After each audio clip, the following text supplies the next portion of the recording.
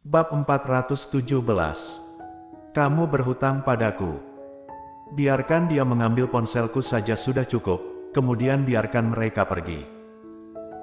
Audrey Han muncul dari belakang tubuh Colden Ye, kemudian berkata dengan suara yang pelan. Tatapan Audrey Han tertuju pada wajah Deborah, mata gadis itu terlihat merah, terlihat seperti sangat menderita. Padahal jelas dia yang memarahi dirinya, dia juga yang bersikap angkuh, tetapi sekarang dia kenapa terlihat seperti menjadi yang tertindas. Namun tidak apa-apa. Audrey Han menatapnya dan berkata, menabrak mobilmu adalah kesalahanku, tetapi aku terus meminta maaf, dan juga mengatakan akan membayar uang ganti rugi. Tetapi nyonya ini terus memarahi saya dan mengatakan tidak akan melepaskan saya, tidak menerima menyelesaikan masalah. Dan di saat aku menelepon polisi dia langsung datang memukul ponselku. Hal ini kamu salah, namun karena sudah sampai sini, aku juga tidak meminta banyak, kamu cukup mengambil ponselku dan mengembalikannya padaku saja. Dia boleh tidak meminta maaf, tetapi dia harus mengambil ponselnya dan mengembalikan padanya. Hal ini tidak dapat dikompromi oleh Audrey Han. Sebenarnya sudah terdapat kesempatan untuk menyelesaikan masalah ini, tetapi Deborah membesarkan matanya dan dengan suara keras berkata, untuk apa aku mengambil ponselmu? Kamu telah menabrak mobilku, memangnya kenapa jika aku tidak ingin melepaskanmu?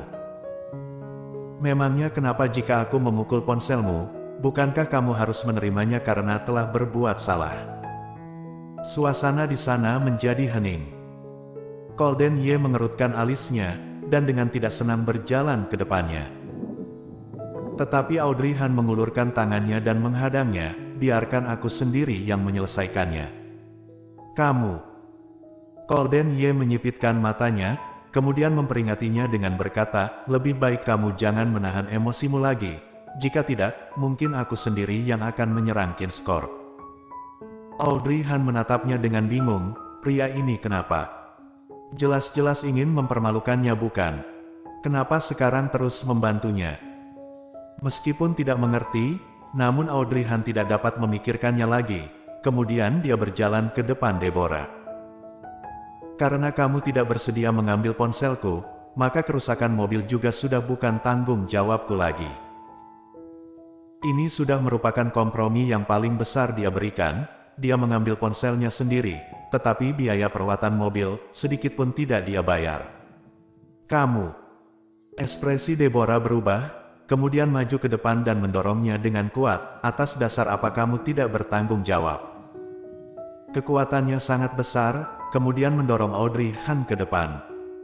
Di saat semua orang mengira dia akan terjatuh, seseorang langsung menggapai tubuh Audrey Han. Tangannya yang besar menangkapnya, dan langsung masuk ke dalam pelukannya, kemudian menatap Yorukin, dan dengan nada bicara yang dingin berkata, Yorukin, aku akan ingat tentang kejadian hari ini, persiapkanlah dirimu setelah pulang nanti. Setelah mengatakannya, dia tidak memberikan orang lain kesempatan untuk berbicara, dan langsung menggendong Audrey Han.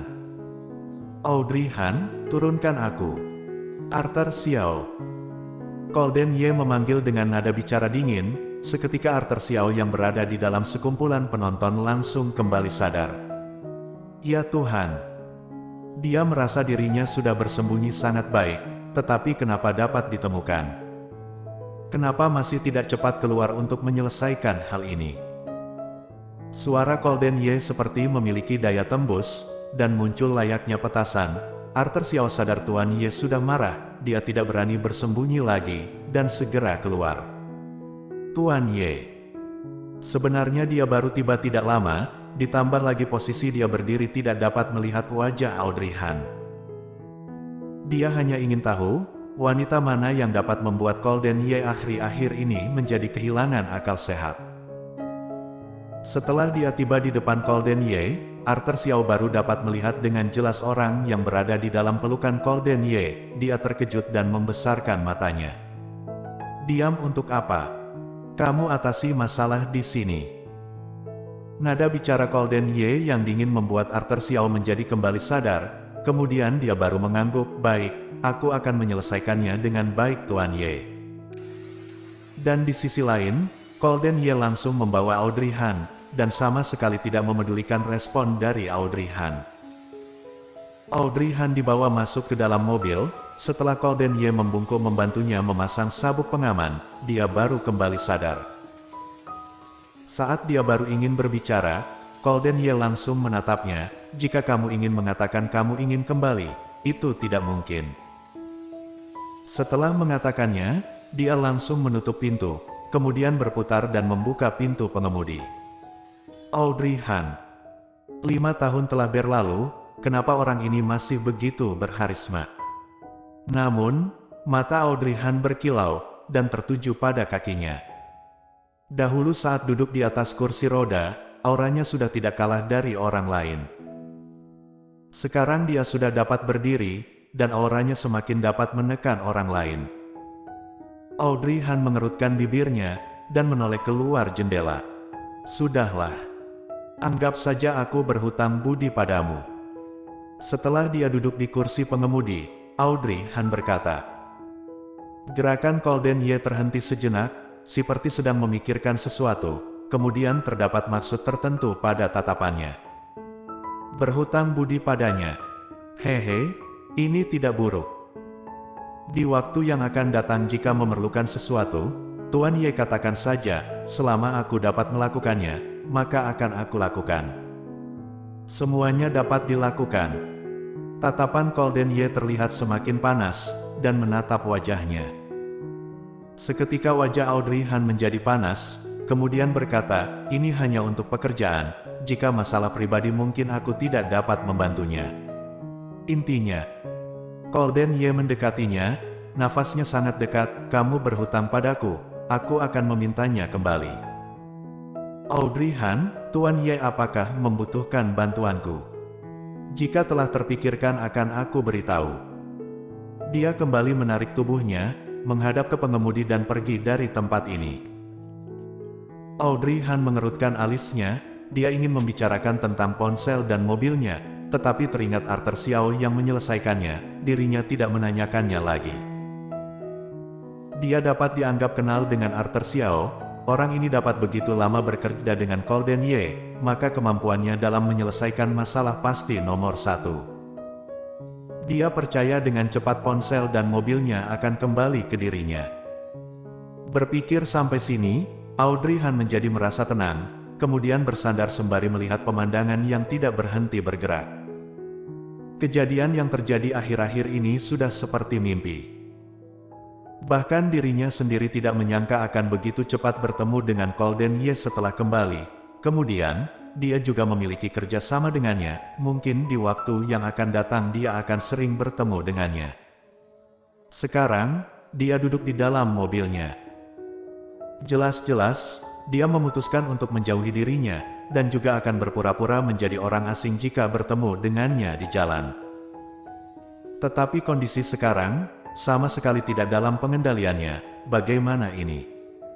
Pergi ke kantor. Golden Ye tiba-tiba bertanya.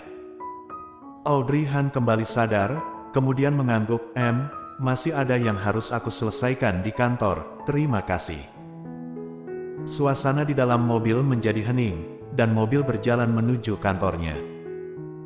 Setelah 15 menit, mobil Golden Ye tiba di depan kantornya.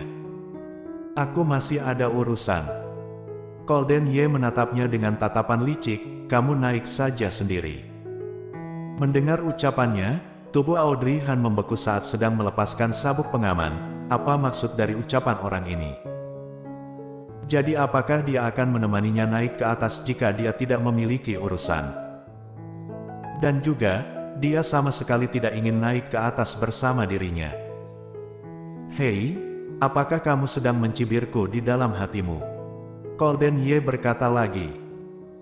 Audrey Han dengan cepat melepaskan sabuk pengaman, kemudian membuka pintu dan turun, terima kasih telah mengantarku kembali, aku harus segera pergi, hati-hati di jalan. Setelah mengatakannya, Audrey Han mengeluarkan senyuman yang formal, kemudian berjalan pergi. Golden Ye menyipitkan matanya menatap Audrey Han yang berjalan pergi, kemudian tertawa dan berkata, wanita yang kejam. Bersambung.